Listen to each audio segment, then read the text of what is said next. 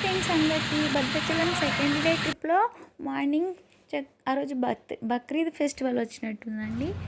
చక్కగా ఫ్రెష్ అయిపోయి అలా మా ఇంటి వైపు వెళ్ళొచ్చాము.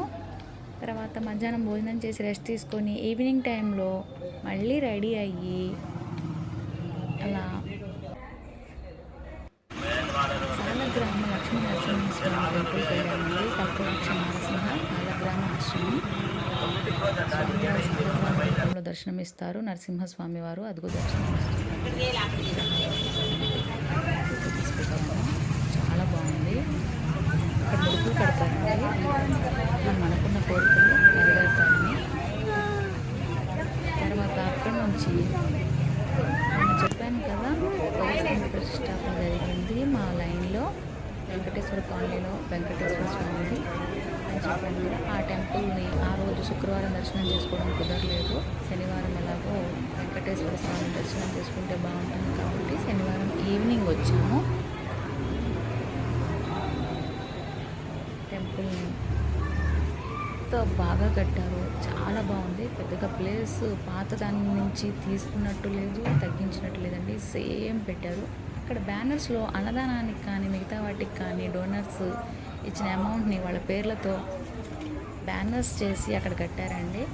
చాలామంది వాళ్ళ పేర్లు ఉన్నాయా అని చెక్ చేసుకుంటున్నారు. మేము కూడా చూసాము. మా నాన్నగారి పేరు మీద అన్నదానం కింద 5016 116 కట్టాము.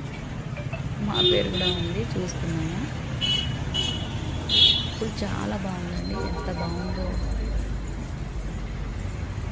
విగ్రహాలు చాలా బాగున్నాయి. దర్శనం చేసుకున్నాం స్వామివారిని. లాస్ట్లో చిన్న పిక్ యాడ్ చేశాను, చూడండి. లోపల నేను కావాలనే వీడియో తీయలేదు, సరౌండింగ్స్ అంతా తీశాను.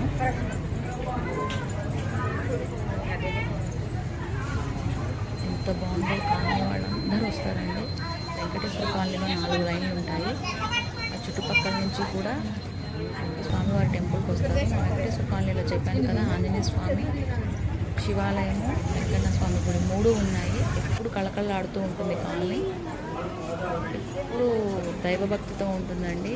శుక్రవారం, శనివారం, ఆదివారం, సోమవారం అని లేకుండా ఏదో ఒక గుడికి 3 వెళ్తూనే ఉంటారు భక్తులు, వస్తూ ఉంటారు. చాలా బాగుంటుంది. దర్శనం చేసుకొని బయటకు వచ్చాను నేను. వెంకటేశ్వర స్వామి దర్శనం చేసుకొని చాలా బాగుంది. మీరు భద్రాచలం వారు వెంకటేశ్వర స్వామి టెంపుల్కి వెళ్ళారా? కుదిరితే వెళ్ళండి.